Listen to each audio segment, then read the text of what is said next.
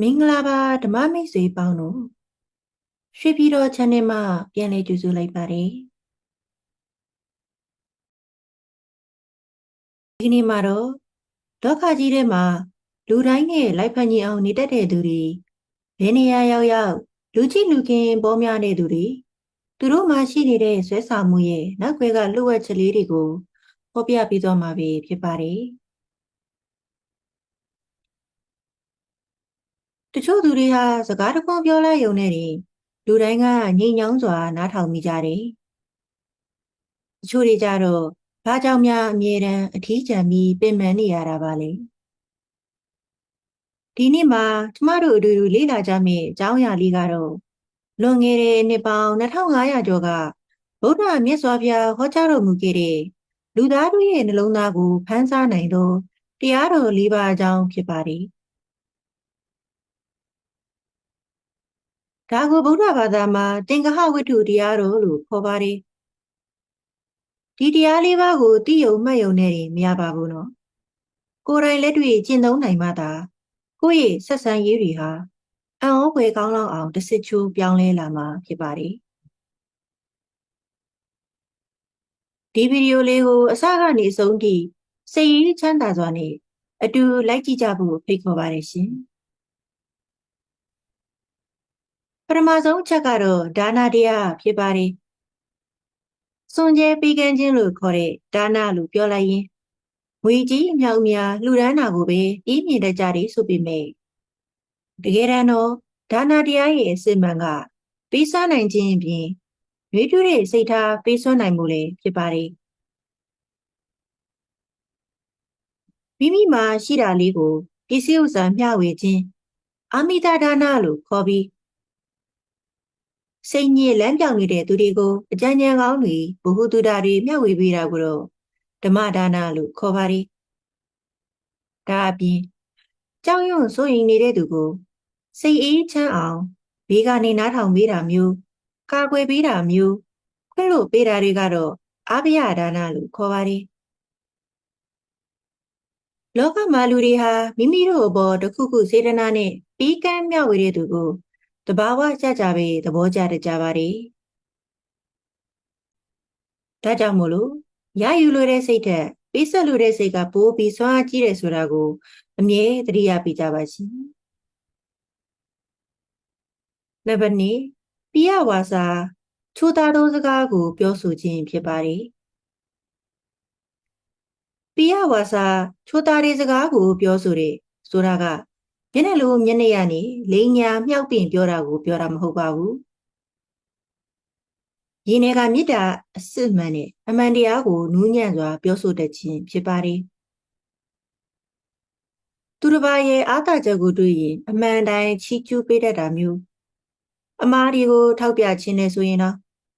နာကျင်စရာစကားတွေကိုမသုံးဘဲပြုပြင်ပေးခြင်းနဲ့ဆိုတဲ့စေတနာနဲ့ညင်သာစွာပြောတတ်တာကိုပြောခြင်းဖြစ်ပါတယ်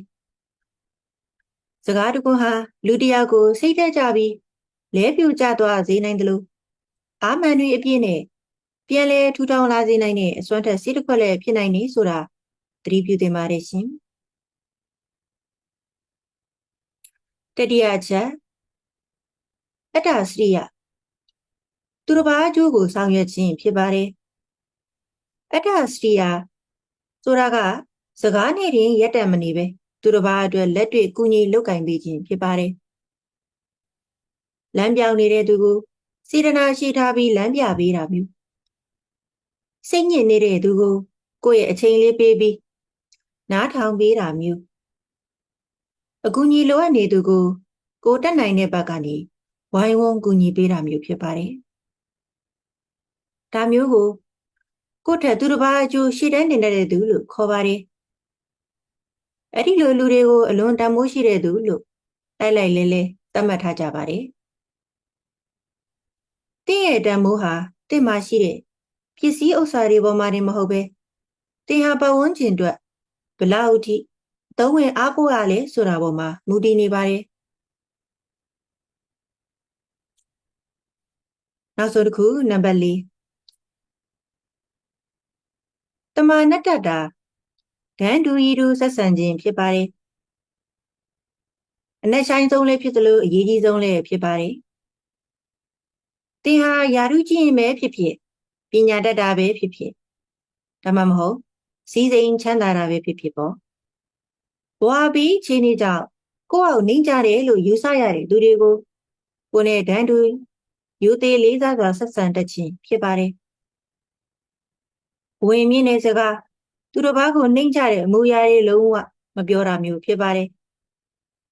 မျက်နှာလိုက်တာတွေအစင်တန်းခွဲတာတွေမလုပ်ပါဘူးဒီလိုလူမျိုးကိုလူတိုင်းကစိတ်ရင်းမှန်နဲ့လေးစားချစ်ခင်ကြပါတယ်ဒါဟာ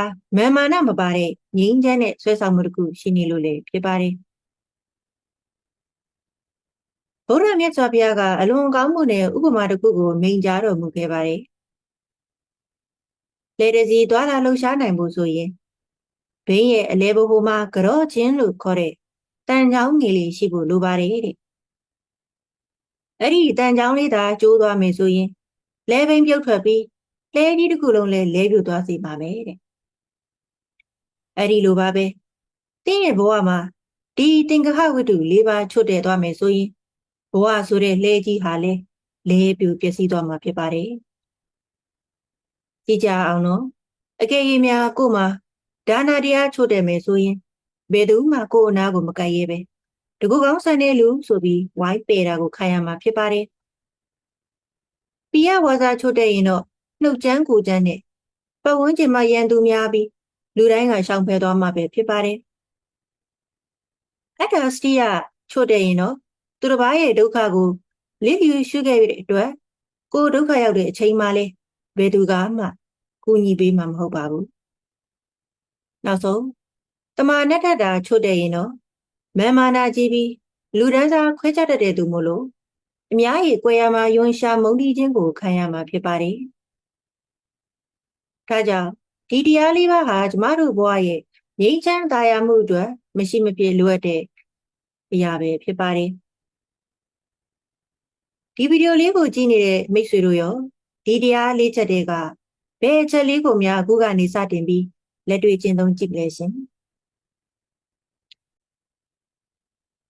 ဘုရားမြတ်စွာဘုရားရဲ့ဒီအဆုံးအမလေးတွေကဓမ္မမိတ်ဆွေတို့ရဲ့ဘဝကိုပုံမလှပပြီးတာယာအေးချမ်းအောင်ပြောင်းလဲနိုင်ကြပါစေရှင်အားလုံးပဲကိုယ်စိတ်နှပြရွှင်လန်းချမ်းမြေ့ကြပါစေရှင်